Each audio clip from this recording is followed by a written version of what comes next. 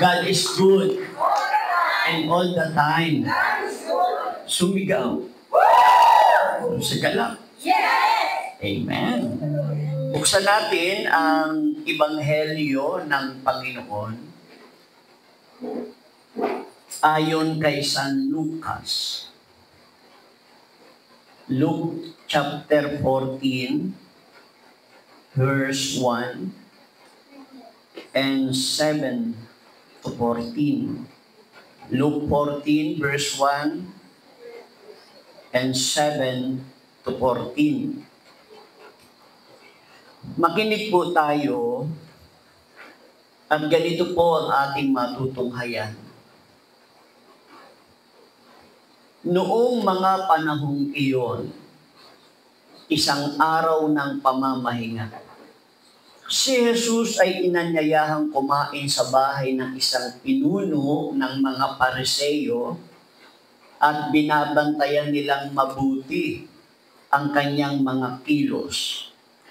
Ang mabuting balita ng ating kaligtasan. Malakas na palakpak at papuri para sa Diyos. Hallelujah! Makakaupo na tayo sa presensya ng Diyos. Nananatili pa tayong malakas. Naandyan yung awa ng Diyos. Pero kung mananatili tayo sa kabila ng lahat, alam ng Diyos kung sino yung nagpapasalamat. Ang pagpapasalamat, hindi lang yung pagbigkas na salamat, kundi yung sa pamamagitan ng pagpapatuloy mo na paglilingkod sa Diyos, pagpapakita yun na mayroon kang dapat talagang balikan ng pasasalamat. At yun ay sa pamamagitan ng paglilingkod sa Diyos. Ang nag-anyaya sa Panginoon ay yung pinuno ng mga Pariseo. Alam po ninyo, nung siya ay naroroon sa handaan, yung mga tao nung unang panahon nakafocus sa Kanya. Ino-observe yung Kanyang galaw, yung Kanyang pagsasalita. Ino-obserbahan siya ng mga tao. Hindi lang naman sila ang nakapag-observe sa Panginoon. Mismo ang Panginoon ay nag-observe din. Diba? Sabi doon sa unang talatay, inoobserbahan ang kanyang kilos. Ang Panginoon, nag-observe din sila sa kanila. Ang naobserbahan ng Panginoon, doon sa handaan na kanilang pinupuntahan, pinipili ng mga tao yung mga natatanging upuan. Yung mga magagandang lugar, magandang upuan, doon sa lugar ng handaan, yun ang pinipili ng mga tao. Kaya nagsalita ang Panginoon ng ganito, kapag kayo ay inaanyayahan sa alinmang handaan, huwag ninyong piliin yung mga natatanging upuan. Dahil baka dumating ang nag-anyaya sa inyo at sabihin sa iyo, baka pwede naman, huwag kang umupo dyan. Dahil may uupo dyan na masigit kaysa sa iyo. Sa gayon, mapapahiya ka.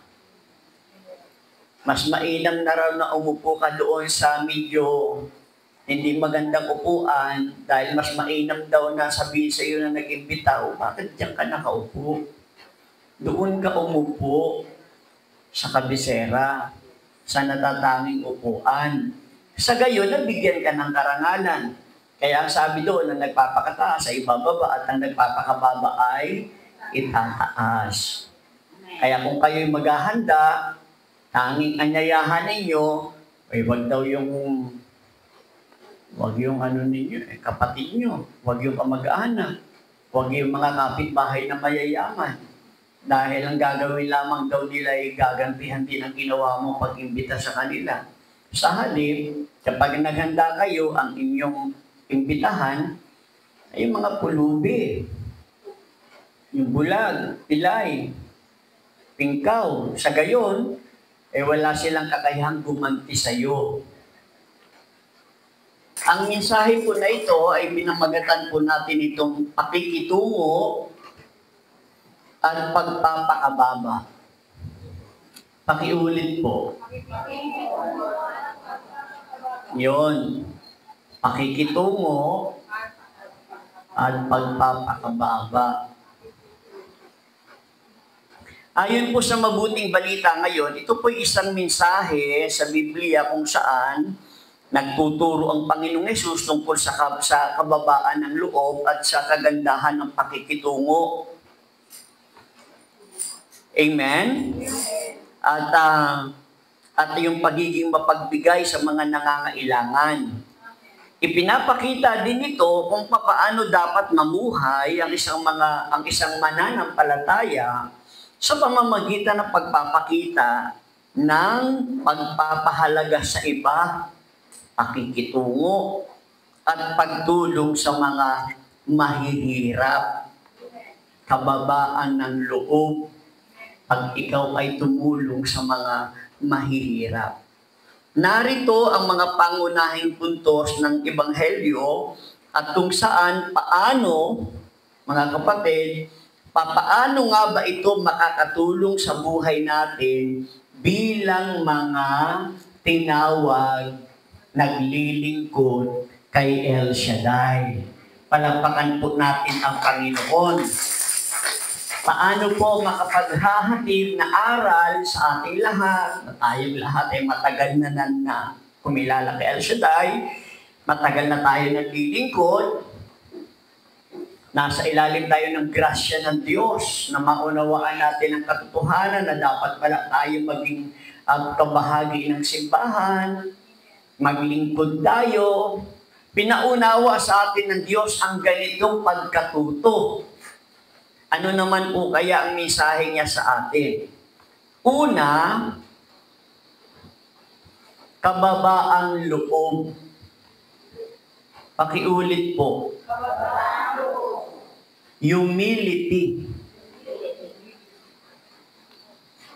At yan ay makikita natin sa verse 7 hanggang 11. Sa mensahe, pinayuhan ng Panginoong Hesukristo ang mga inaanyayahan sa isang piging o malaking handaan at salo-salo na huwag silang upo sa mga pangunahing upuan. Sa halip, dapat silang umupo sa mga pangkaraniwang upuan. At hayaan na yung nag-imbita ang magbigay ng natatanging upuan sa kanila. Yung pagtuturo ng Panginoon na huwag kayong pumili sa mga upuan natatangi dahil tandaan nyo, meron talagang natatanging uupo dyan. Gustong ipakita doon ng Panginoon yung kababaan ng mga tao, yung kababaan ng kanilang loob. Amen po? Amen. Sa buhay ng isang mananampalataya, ang kababaan ng loob ay nagbubukas ito ng puso ng tao. Sabihin, kung mayroon ka nito, wala kang kaalam-alam, nabubuksan mo yung puso ng ibang tao na makapaglingkod din sa Diyos at makilala din kung sino ang Diyos. No? So dito makikita natin na tataglayin lamang ito ng mga tao at mabubuksan ang kanilang puso kung mayroon daw taong hindi mapagmataas, mababa ang loob niya, naaantig ang tao na maglingkod din sa Diyos at kilalanin ang Diyos. Ito'y tataglayin lamang ng mga taong may kababaan ng loob. Purihin ang Panginoon.